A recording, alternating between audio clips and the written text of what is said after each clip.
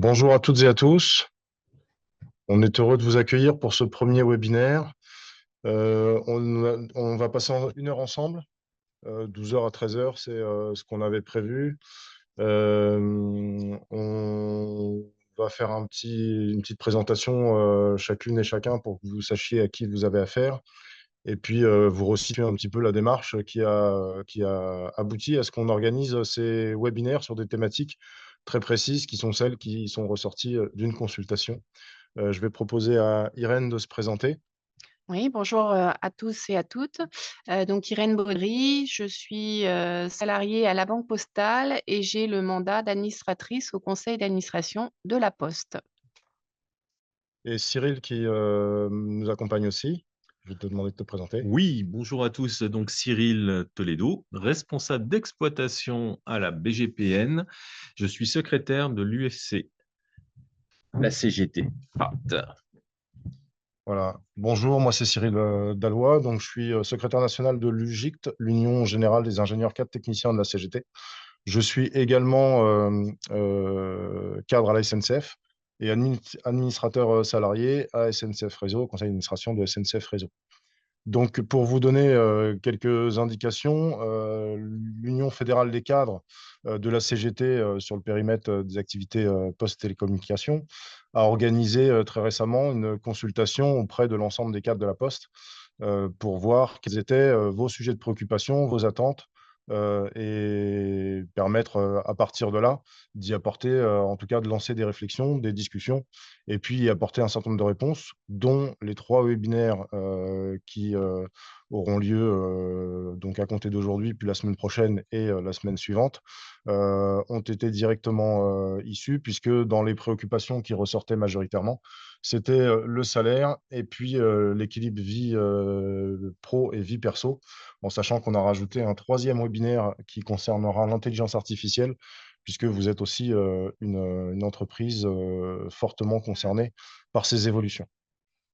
Quelques mots, l'Union fédérale des cadres, pour ce qui relève des activités postales, a été créée en 1972. Elle regroupe aujourd'hui dans son champ professionnel environ 2500 cadres syndiqués à la CGT. Ça vous permet de voir que la CGT est l'activité des cadres, que ce soit en lien avec le travail ou plus généralement la citoyenneté au travail, la démocratie dans l'entreprise. C'est une longue histoire qui perdure et donc il y a toutes les raisons de trouver des réponses compte tenu des préoccupations que vous avez toutes et tous. On va vous présenter un petit diaporama. C'est le support qui va nous faire démarrer ce webinaire. À l'occasion de ce diaporama, on vous proposera des petits sondages. Donc, on les adaptera de manière un peu particulière, puisque du coup, on aurait voulu les paramétrer avec l'outil Zoom, mais du coup, ça n'a pas été possible. Donc, on procédera autrement, mais on vous dira ça en temps utile. Donc, ce sera la première partie qui va durer environ 35-40 minutes. Et puis, on finira, on vous incite donc à intervenir dans le chat et on commencera toute une série de réponses autour des commentaires que vous ferez ou des questions que vous poserez dans le chat. Ce sera l'occasion de poursuivre justement la présentation et évidemment que ça va permettre de coller aussi aux réalités que vous confrontez en termes de salaire. Voilà, je vous propose donc de démarrer là-dessus. Je fais peut-être juste une dernière précision. Il n'est pas prévu que vous interveniez de manière orale, donc tous les micros sont fermés, ils ont été verrouillés. Par contre, n'hésitez pas à vous exprimer complètement dans le chat. C'est ce qui fait, c'est vu par tout le monde, et donc c'est aussi l'intérêt de ce webinaire, c'est de pouvoir partager un certain nombre de préoccupations, de commentaires, voire même d'expériences. Donc, je vous partage de suite l'écran.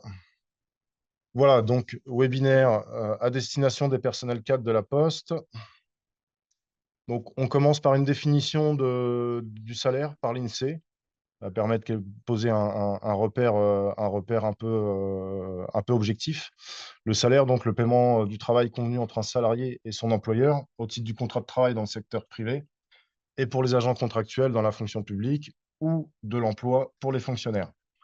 Donc, on y intègre dans le salaire de base traitement indiciaire à la fonction publique, auquel on ajoute les primes, rémunération des heures supplémentaires ou complémentaires effectuées, l'épargne salariale, intéressement, participation, abondement, d'autres indemnités, des rémunérations annexes qui peuvent intervenir en fonction des situations des entreprises, indemnité de résidence, supplément familial, etc.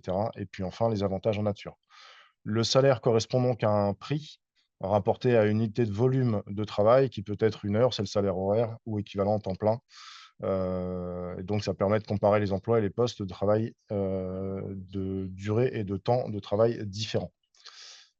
On a souhaité poursuivre avec replacer un petit peu la question de ce qu'a été le salaire avant toutes les réglementations code du travail, contrat de travail.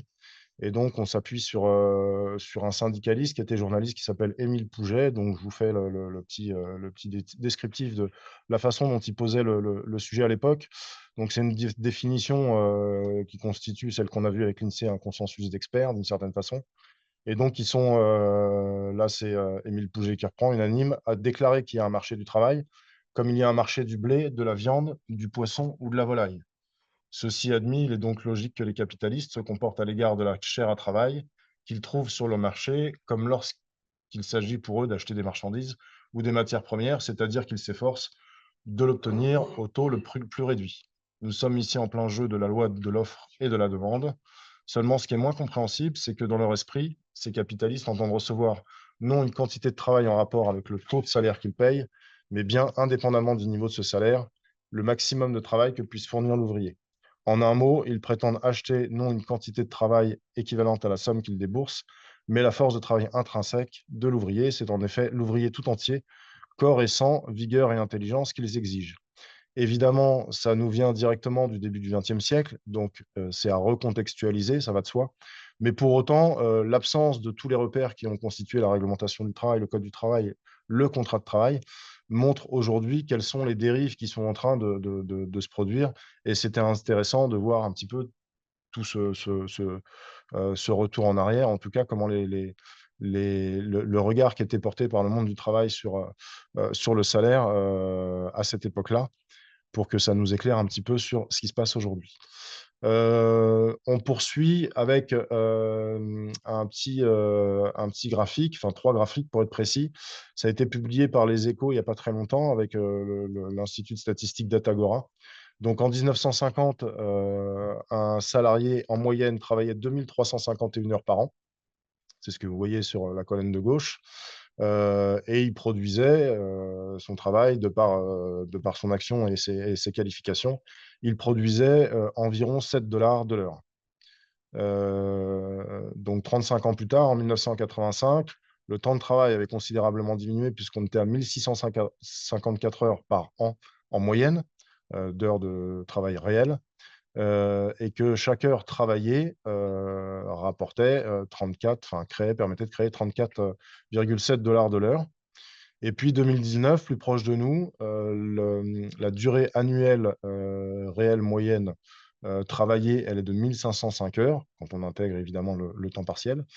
Et puis rapporté à chaque heure de travail, c'est 68,6 dollars de l'heure par heure travaillée. Donc, ce qui montre que le niveau de richesse produite par travailleur est considérablement plus élevé. Et donc, ce qui nous intéresse dans cette démonstration-là, c'est comment on a réussi à augmenter la productivité horaire du travail. Eh ben, on voit dans la composition du salariat, quand vous regardez les ouvriers qui sont les 2 catégories en couleur, donc bleu clair et orange, tout en haut des graphes, vous vous apercevez que c'est une catégorie qui tend à diminuer entre 1982 et 2022.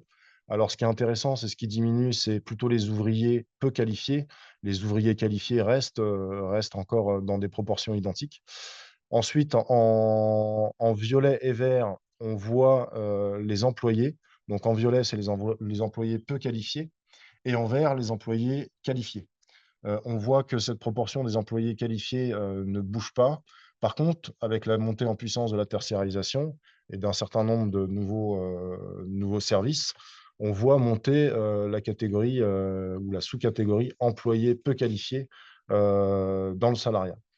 Ce qui va nous intéresser ici, c'est pas que les autres catégories ne nous intéressent pas, c'est juste que les phénomènes les plus importants se situent au niveau des professions intermédiaires et des cadres.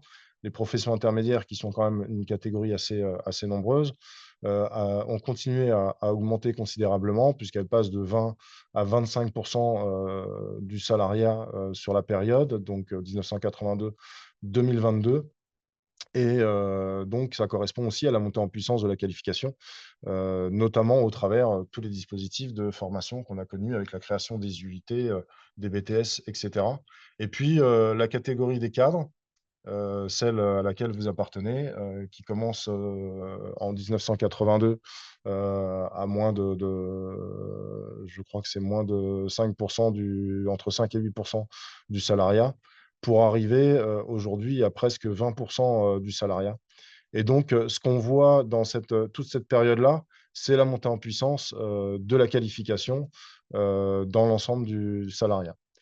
Ce qui provoque quelque chose de relativement simple et qui se mesure de la façon suivante. Sur la même période, donc exactement les mêmes années de référence, on voit la progression du PIB de notre pays. Et on voit qu'à 2 exceptions près, mais vous les localisez 2008-2009 sur la crise des subprimes, qui est le petit décrochage que vous voyez à côté du terme CSP. Et puis, en bout de courbe en haut à droite, évidemment, le phénomène lié à la crise sanitaire du Covid. Mais toute cette période-là, les richesses produites n'ont fait qu'augmenter. Et ce qui est intéressant, c'est que dans le même temps qu'on augmente les richesses, on a considérablement fait rentrer de nouveaux salariés dans le monde du travail. Donc, il n'y a pas eu une explosion du chômage parce que chaque heure travaillée permettait de créer plus de richesses. Et dans le même temps, on a aussi considérablement baissé le temps de travail. Donc, on voit comment toutes ces choses-là se lient entre elles. Alors, richesse créée, et pour autant, la question de la répartition est vraiment une question au cœur du sujet des salaires, puisque quand on regarde donc le graphique de gauche, c'est l'évolution exponentielle des dividendes qui sont versés chaque année aux actionnaires.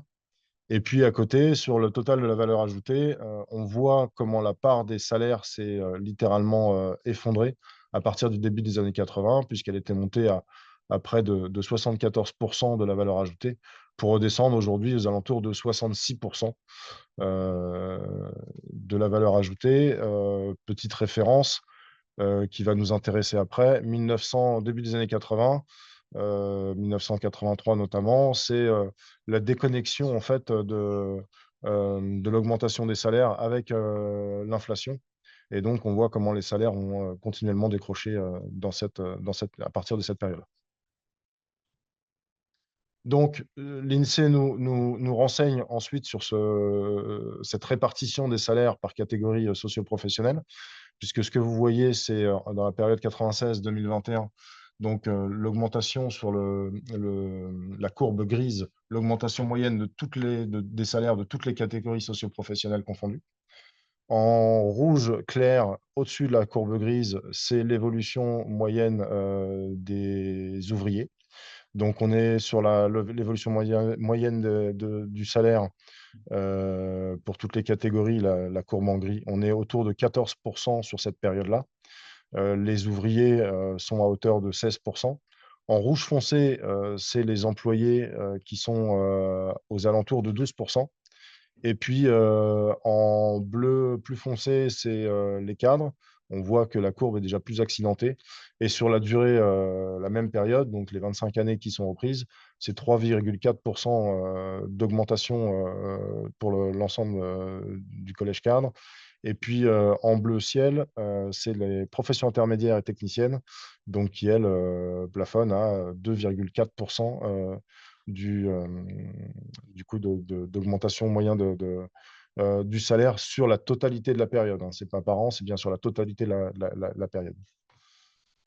Ce qui nous intéresse, donc, le paragraphe dans lequel l'INSEE reprend les explications de ces courbes, donc en reprenant les chiffres que je vous ai indiqués juste avant. Évidemment, les catégories ouvriers employés sont relativement protégées par l'effet du SMIC, qui a un effet d'entraînement, etc. Par contre, ce n'est pas vrai pour les autres catégories. Et puis, il y a aussi une catégorie de salariés que sont les fonctionnaires, dont certains et certaines d'entre vous font partie, qui ont vu sur la même période des 25 ans une augmentation de 1,6% du salaire moyen dans la fonction publique, ce qui montre que ils ont été aussi les grands perdants de cette politique salariale, déjà de l'État sur la question du SMIC, mais aussi des entreprises et des administrations. Donc, quand on évoque le recul des salaires, on voit que ce recul ne s'est pas joué de la même façon en fonction de la catégorie socio-professionnelle à laquelle on appartient. Donc, quand on parle de salaire, évidemment, on parle de salaire net, ce que j'ai chaque mois, mais on parle aussi de salaire brut, ce que j'ai tout au long de la vie. Et donc là, effectivement, ça renvoie à la place des cotisations sociales dans le salaire. Et donc ici, on vous a mis un graphique qui permet de voir comment les différents choix politiques faits sur les exonérations de cotisations. Vous avez sur la cotisation totale en vert, cotisation de sécurité sociale en bleu ciel, et puis les cotisations hors sécurité sociale en bleu foncé. Et on voit en fait le recul massif de la cotisation sociale dans le financement de la protection sociale, ce qui n'est pas sans poser un certain nombre de soucis sur le financement, que ce soit de la partie la branche maladie, mais aussi des caisses de retraite. Donc, la même chose prise en pourcentage de ce que la cotisation finance dans la protection sociale.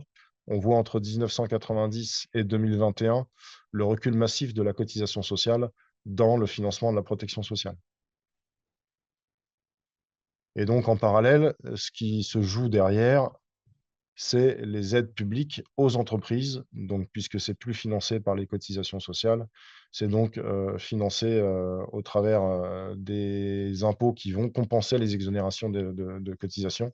Et on voit la montée en puissance entre les années 80 et aujourd'hui de ces exonérations qui représentent encore aujourd'hui près de 175 milliards par an.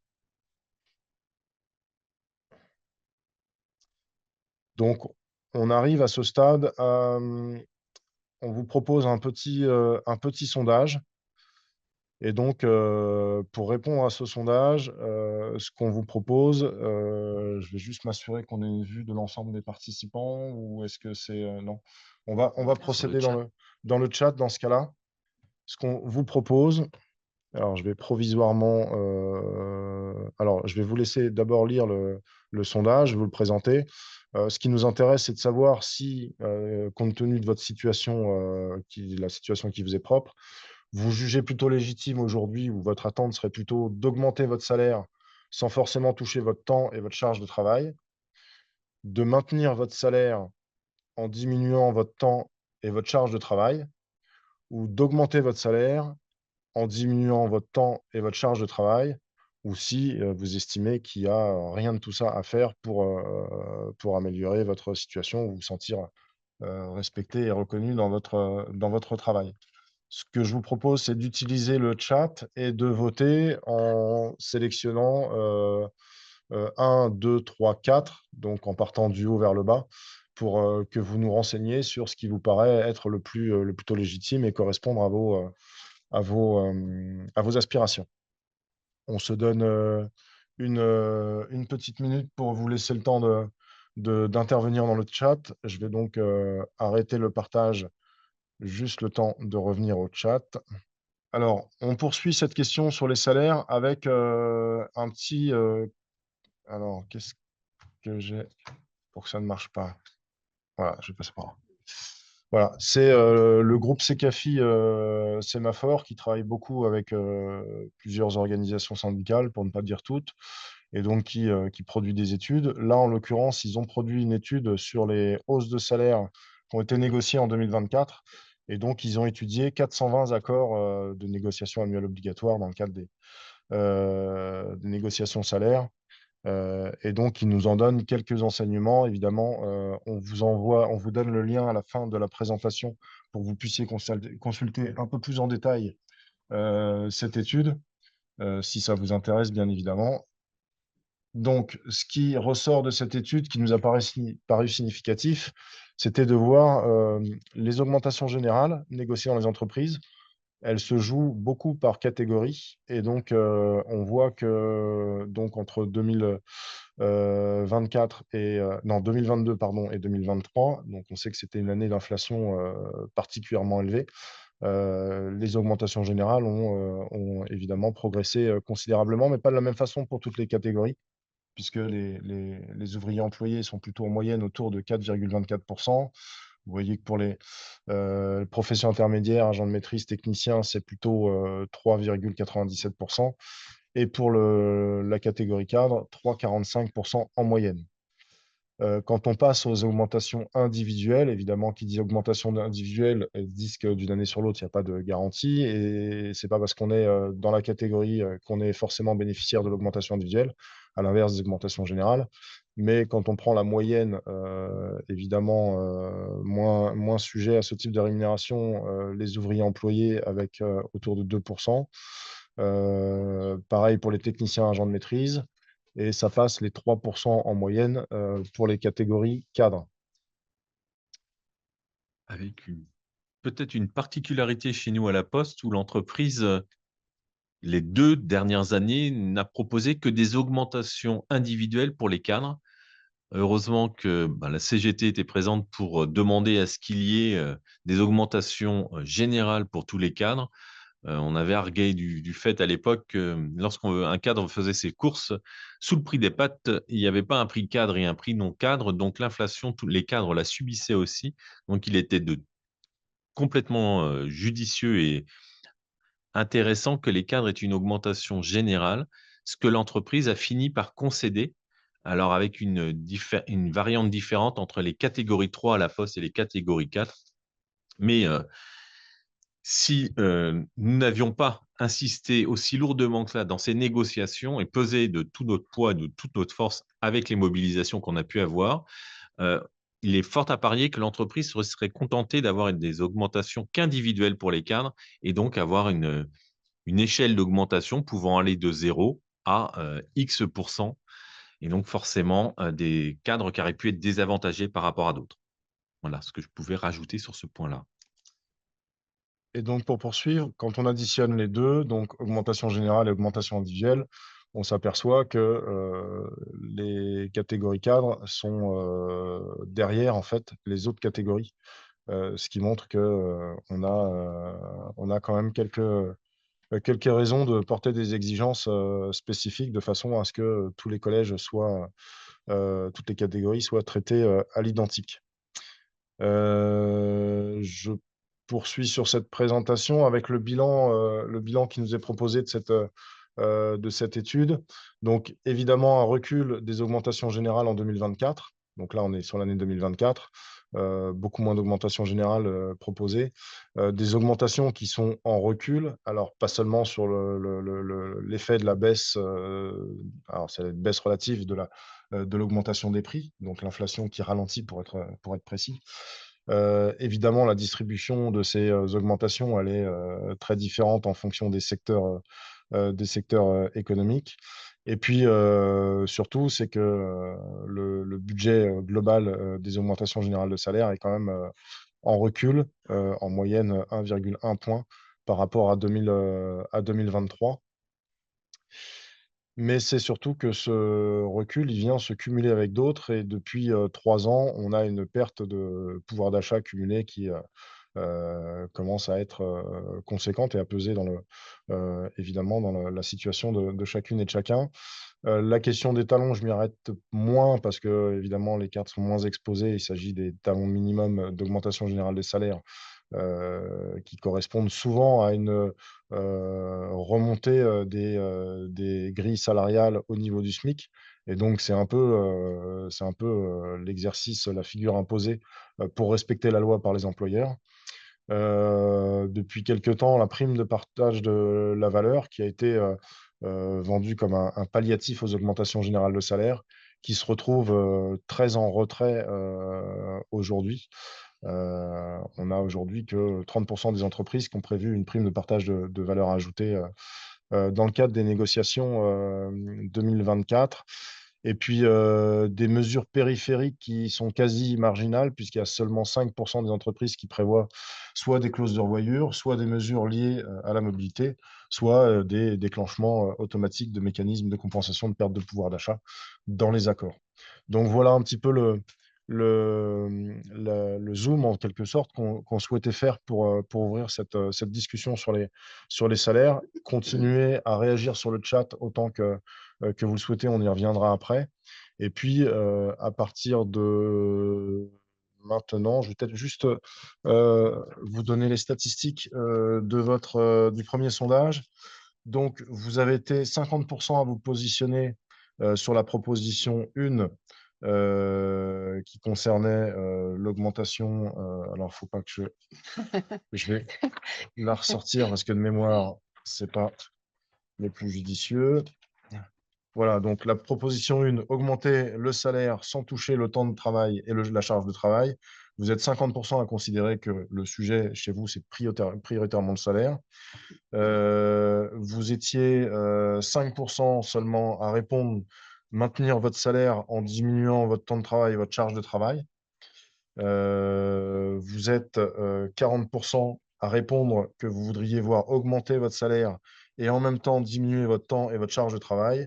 Et puis, vous êtes 5% à être satisfait, a priori, et ne pas vouloir agir sur aucun de ces leviers. Voilà, on vous propose de poursuivre avec un zoom sur la situation de la Poste. Et je vais laisser mes camarades intervenir. Est-ce que tu veux prendre la souris? Ouais. Attends. Oui, l'idée, c'est de s'appuyer un peu sur les bilans sociaux et rapports de situation comparés à la Poste, où il y a des chiffres assez pratico-pratiques, notamment en termes de rémunération. Et donc, de s'appuyer là-dessus pour vous faire un peu réagir et pour reprendre les problématiques qui ont été évoquées dans la première partie du webinaire. Notamment, on a vu qu'effectivement, là, on va voir effectivement un point avec un postier fonctionnaire. Quel est le traitement moyen d'un fonctionnaire? Un postier. Donc, on vous met plusieurs propositions A, B, C ou D. Et c'est important cet effet de moyenne parce qu'on parlait effectivement des NAO à la Poste, où on avait demandé notamment pour les cadres des augmentations générales et pas aller sur l'individuel. Et ben, notamment dans cet effet moyenne, si vous cherchez à vous situer, si vous êtes en dessous ou au-dessus de cette moyenne, vous allez toucher du doigt le sujet de pourquoi on demande des augmentations générales.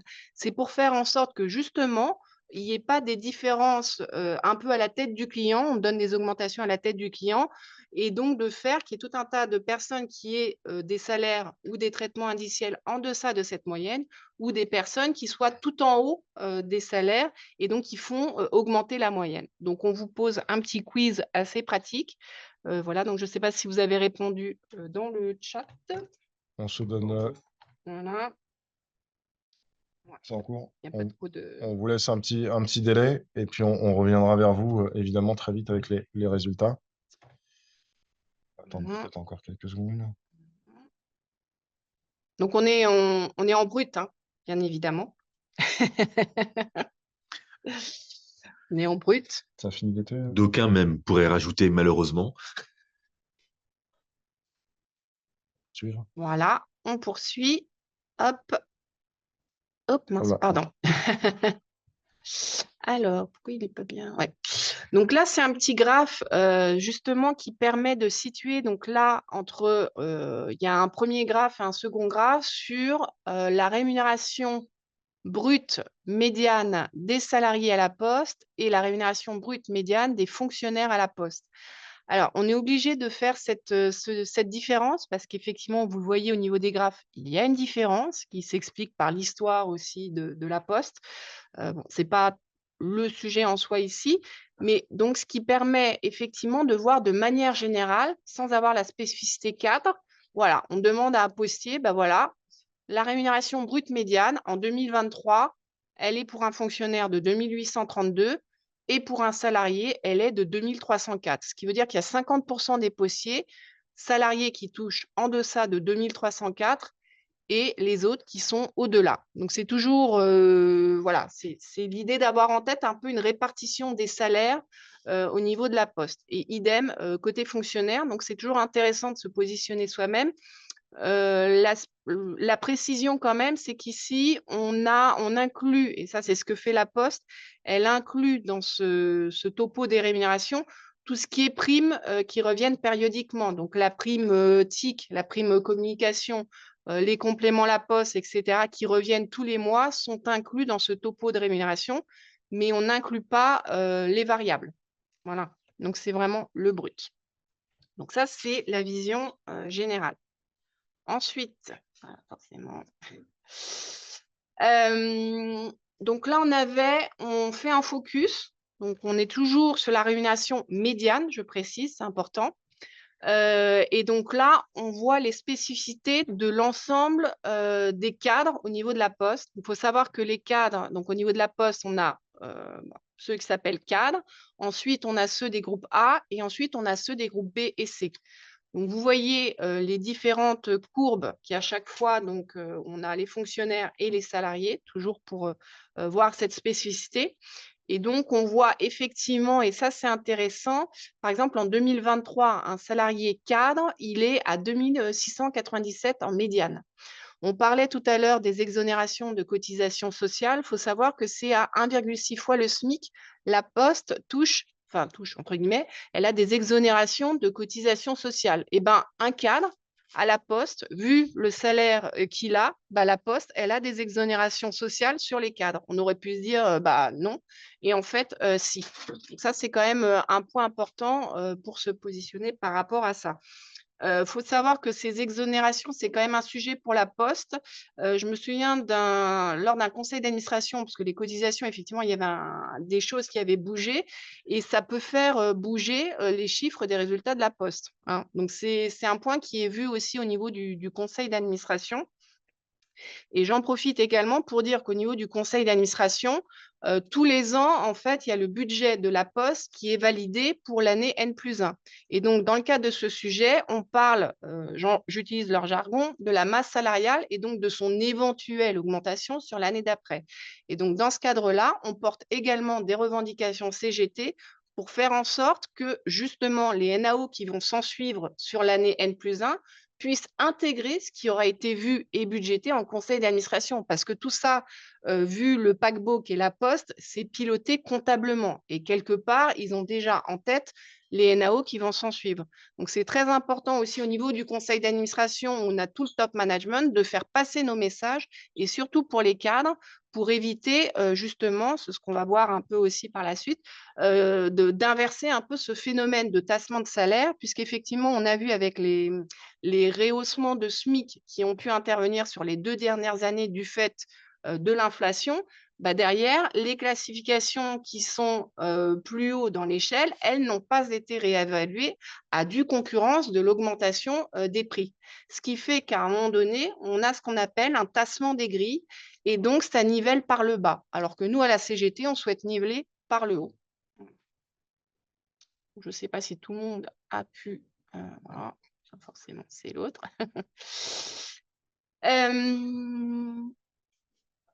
Non, j'ai dû... Non. Ouais, c'est là, c'est bon.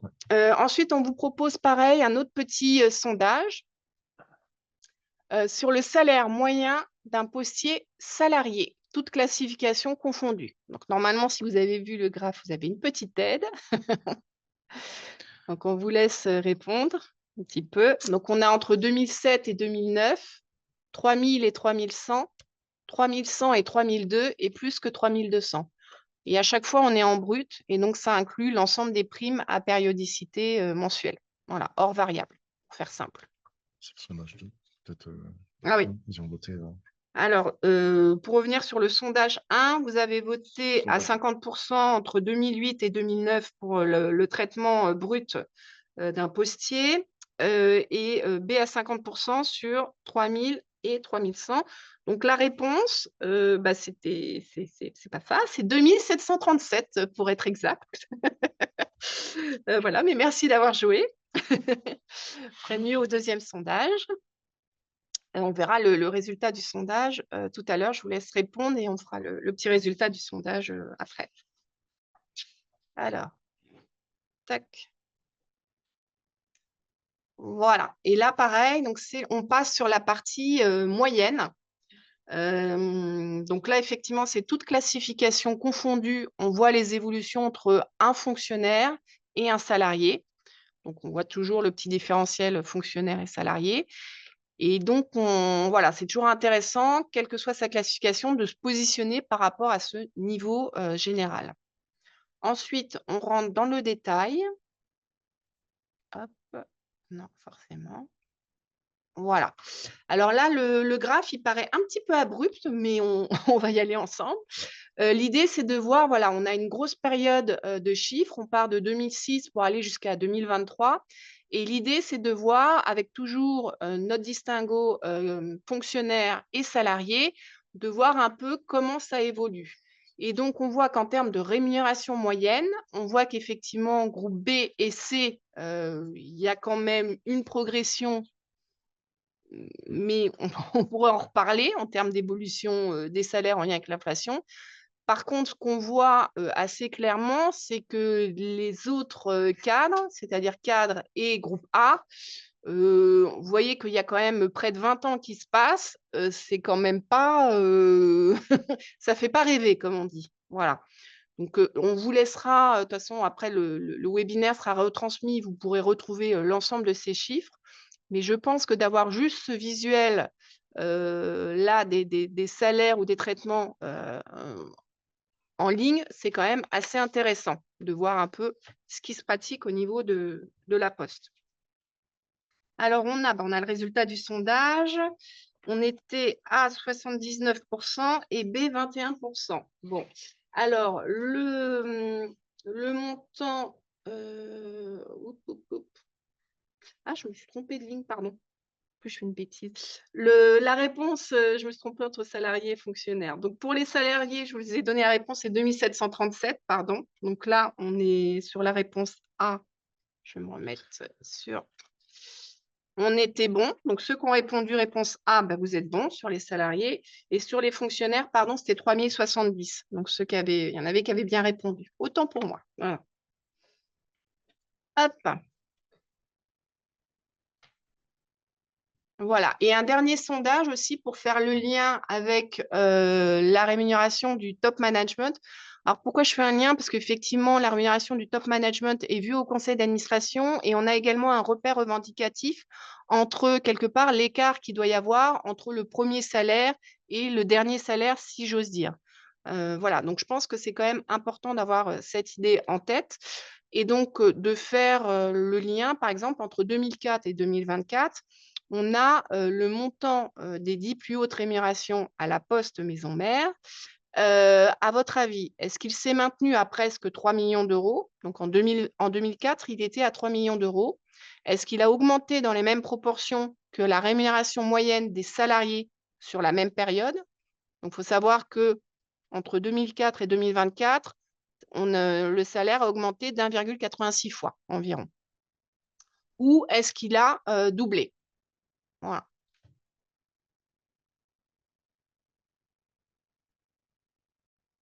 Je vous laisse un peu répondre. Là, c'est un peu plus, un peu plus simple. Encore.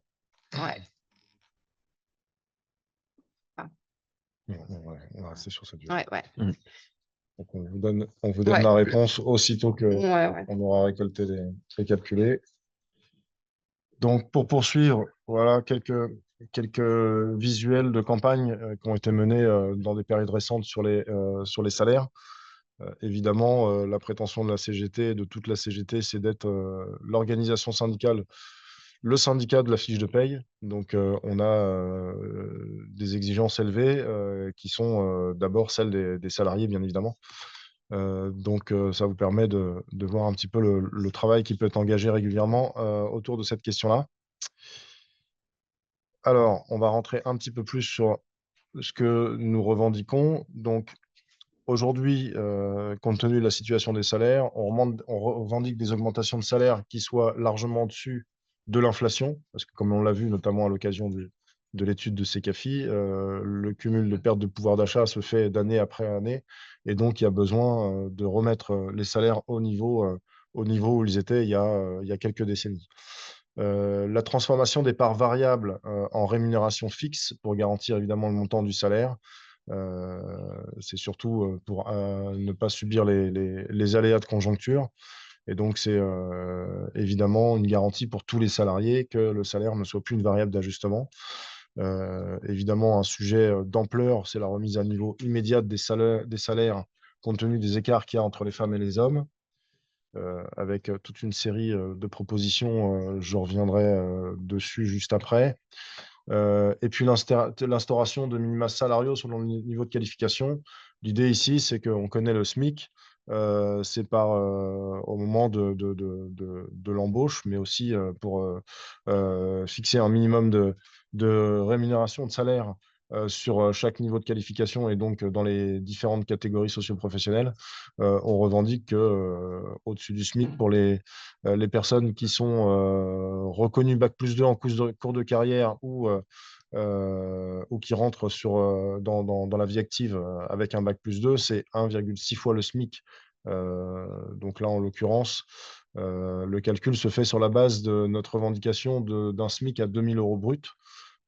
C'est toujours la longue histoire et le long combat pour faire reconnaître le SMIC comme le minimum pour répondre à tous les besoins nécessaires pour s'assurer ou assurer à chacune et chacun une vie digne. Donc, partant de là, ça nous emmène à 3 200 € brut. Quand on atteint le niveau Bac+3, c'est 1,8 fois le SMIC que nous revendiquons. Pour les Bac+5, c'est 2 fois le SMIC. Et pour les Bac+8, c'est 2,3 fois le SMIC. Voilà un petit peu on va dire les repères sur lesquels nous revendiquons en matière de salaire, en sachant qu'on revendique également le doublement du salaire au cours des 20 premières années de carrière. Et quand on regarde ce qui a été présenté sur la Poste, 1,86, il manquait encore pour arriver à une situation comparable. Ouais, juste rajouter par rapport à ça, ce qui veut dire, parce que comme on est quand même sur des diplômes par rapport à la Poste, c'est pour ça qu'on milite aussi pour que dans le plan de formation de la Poste, il y ait des formations diplômantes et pas des e-learning qu'on suit au petit bonheur et qui ne nous font pas de toute façon avancer. C'est pour ça que le sujet des diplômes en soi, c'est assez important et il n'y a pas beaucoup de diplômes, en termes de pourcentage au niveau de la Poste des personnes qui repassent des diplômes, etc., pour avoir une continuité de formation tout au cours de leur parcours professionnel, ça se compte, voilà, je ne vais pas dire sur les doigts de la main, mais voilà, donc c'est pour ça que c'est quand même important de faire le lien aussi avec ce qui se passe au niveau de la Poste, parce que ce n'est malheureusement pas les diplômes qui sont privilégiés. Voilà. Ah oui, le sondage.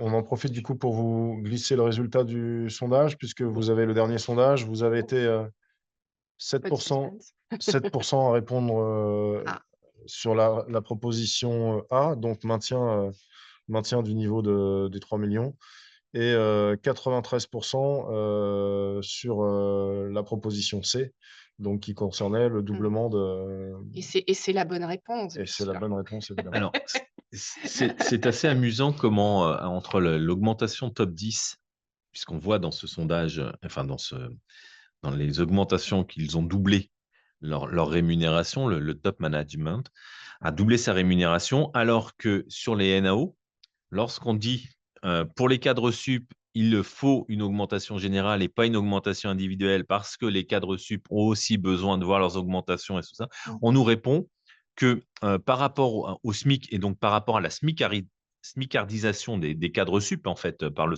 tassement des grilles, on nous répond bah non, on ne va pas les augmenter autant parce qu'ils ont déjà un gros salaire, eux.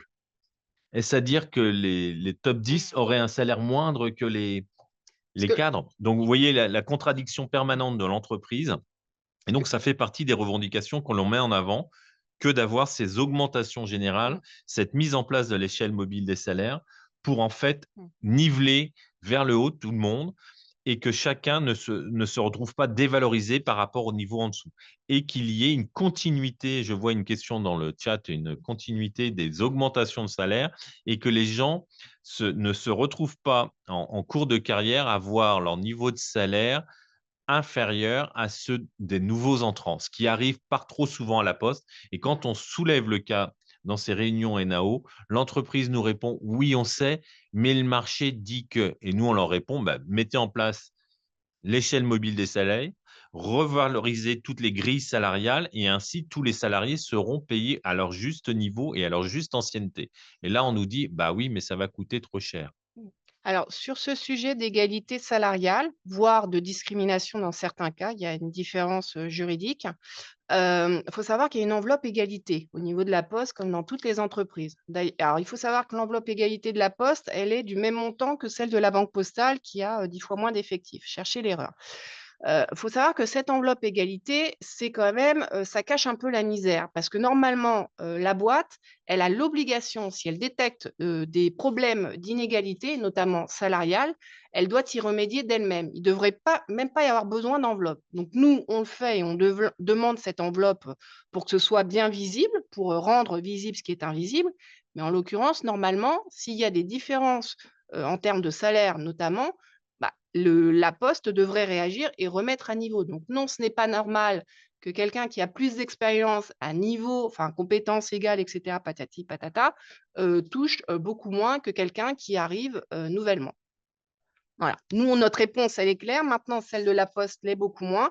Bah, derrière, c'est pour ça qu'on est là, pour faire valoir, vos droits et justement d'en gagner, de nouveaux, notamment parce qu'on demande également aussi le 13e mois qui n'existe pas à la Poste, qui existe à Chronopost et à la Banque postale. Clairement.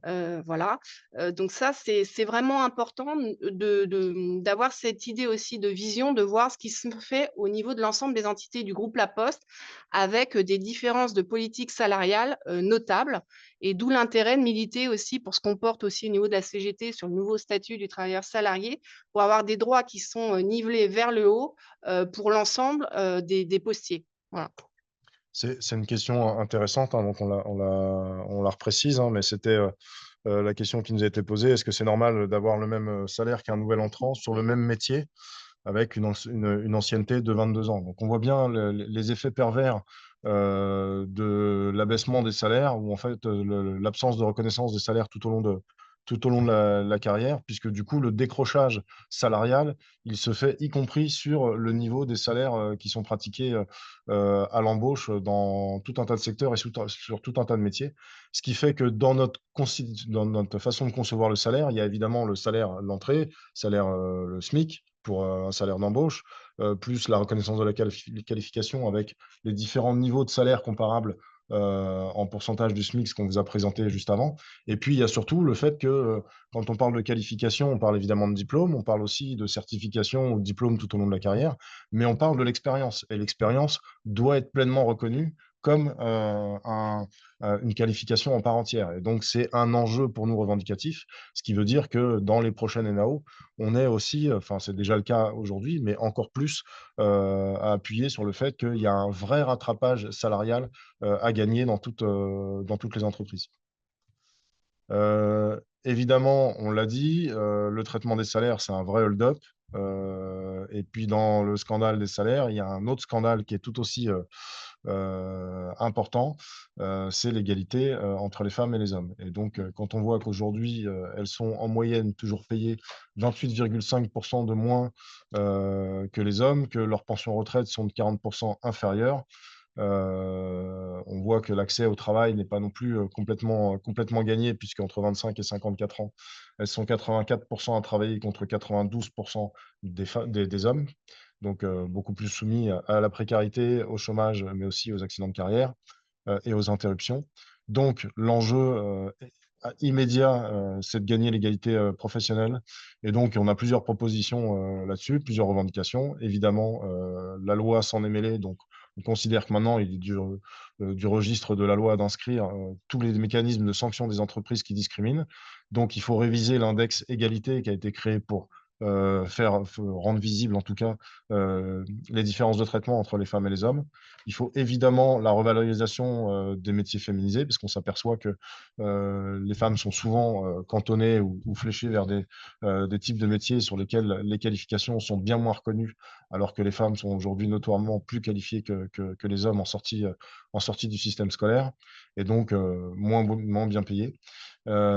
Évidemment, mettre fin au plafond de mer, qu'on appelle aussi le plafond de verre, aux discriminations de carrière, puisque dans les mécanismes, il y a le salaire, mais il y a aussi toutes les situations qui concourent à ce que, si on reprend la Poste, et c'est à l'écoute de mes deux camarades qui m'expliquaient que dans le grade 3 à la Poste, il y avait beaucoup plus de femmes que dans le grade 4, et a priori, le passage du grade 3 au 4 pour les femmes Un plafond. est un plafond supplémentaire, en tout cas un parcours d'obstacles qui ne se pose pas de manière générale aux aux hommes. hommes. Évidemment, l'enjeu des temps partiels court en agissant sur la cotisation. Mettre en place un service public d'accueil de la petite enfance et prise en charge des personnes dépendantes, parce qu'on sait que les femmes sont encore massivement mobilisées sur les questions de tâches domestiques, etc. Donc la réponse, elle doit être collective. Et puis la réduction du temps de travail et mettre fin au présentéisme avec tout un tas de dispositifs qui poussent les gens à rester au travail et donc finalement à réduire la part, on va dire, de vie personnelle qu'on a tout un chacun pour répondre à ses Mmh. obligations familiales, mais aussi à ses attentes personnelles. Ouais, pour faire le lien à la Poste, parce que la Poste a un très bon index égalité, hein, elle reçoit plein de labels, voilà. Alors ça dépend parce qu'au niveau de l'international, comme la CDC, elle est un peu moins bien notée sur le côté S, hein, mais passons. Et il faut savoir que sur le rapport égalité de situation comparée, en fait, les données sont tellement immenses vu le nombre de postiers qu'en fait, tout est invisibilisé. Ce qu'on dénonce effectivement en termes d'inégalité salariale, c'est le fait qu'il y a les chiffres selon la manière dont ils vont être présentés, ça va complètement invisibiliser les choses. Pardon. Et donc, c'est exactement ce qui se passe avec la Poste, parce que tout ce qui est inégalité salariale entre les différentes tranches d'âge et les salaires, ce qu'on a parlé, les nouveaux entrants versus un senior, les femmes et les hommes selon les métiers, par exemple dans les centres financiers, c'est des métiers qui sont également très féminisés. Typiquement, tout ça, c'est invisibilisé avec ces chiffres un peu généraux et cet index égalité qui masque quand même beaucoup de choses. Donc, il faut quand même se dire qu'au niveau de la Poste, malgré la vitrine qui fait très bien, derrière, c'est quand même une autre histoire.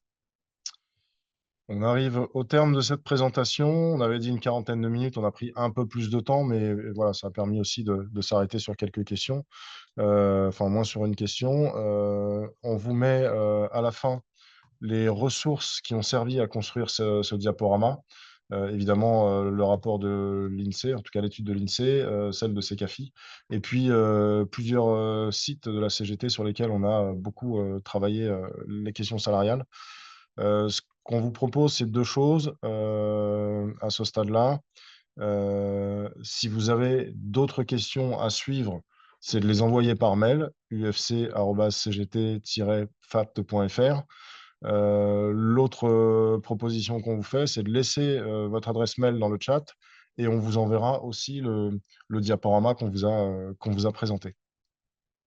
Mmh. Et j'avais un dernier petit point pour faire le lien, parce qu'il y a 2 autres webinaires qui suivent, un sur le temps de travail et un sur l'intelligence artificielle. Il faut savoir qu'il y a des études au niveau des branches qui se font, notamment là, au niveau de la branche banque et conseil, qui voient un peu l'impact de l'intelligence artificielle sur les métiers et donc l'aspect formation. Et ce qui est intéressant, c'est de voir que ces impacts vont se faire de manière plus spécifique sur les métiers cadres. Parce qu'effectivement, pour le moment, les employeurs ont déjà réussi à automatiser tout ce qu'ils ont pu automatiser. Et donc, les fonctions cadres et cadres sup étaient un peu les dernières fonctions où ils n'avaient pas réussi à atteindre leur seuil de rentabilité, voire productivité.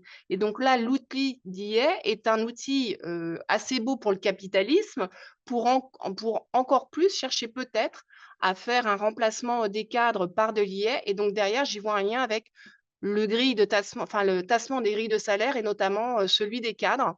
Donc ça, c'est un sujet qui sera abordé notamment dans le prochain webinaire sur l'intelligence artificielle. Voilà, on refait un petit tour du chat. Question. On voit que la personne qui avait posé la question sur son ancienneté, Mm. la réponse qui lui a été faite est assez édifiante du mépris qu'il peut y avoir dans ce genre de situation. Là, en l'occurrence, je pense que le plus simple, c'est de s'adresser à un délégué syndical pas loin de là où tu travailles pour exposer ta situation. Je regarde vite fait, a priori, vous avez tous un peu les mêmes Mm. problématiques. C'est que, y compris même quand on évolue dans la Ouais. grille salariale, ça peut être sans effet sur Ouais. le salaire, ce qui montre à quel point il y a besoin de Mm. reconstruire une grille salariale qui permette de répondre à l'enjeu des salaires, de l'augmentation régulière et annuelle des salaires pour qu'on puisse continuer à vivre Mm. dignement de son travail. On est bien d'accord. La fonction managériale, elle doit se payer comme il se doit. C'est ça. Voilà, je pense qu'on a fait le tour. Donc voilà les possibilités qu'on vous laissait. Donc laissez votre mail, là, si vous souhaitez recevoir le diaporama et sinon, ufc@cgt-fapt.fr pour envoyer, de nouvelles questions, si vous le souhaitez. Et on vous remercie. Il y aura un podcast qui sera Ah oui. rediffusé sur le site de la CGT FAP. Donc, si vous d'aventure, vous voulez revoir, réécouter, vous n'hésitez pas et n'hésitez pas à le communiquer autour de vous. Voilà. Merci de votre écoute. Merci à toutes et tous. Merci à tous et toutes.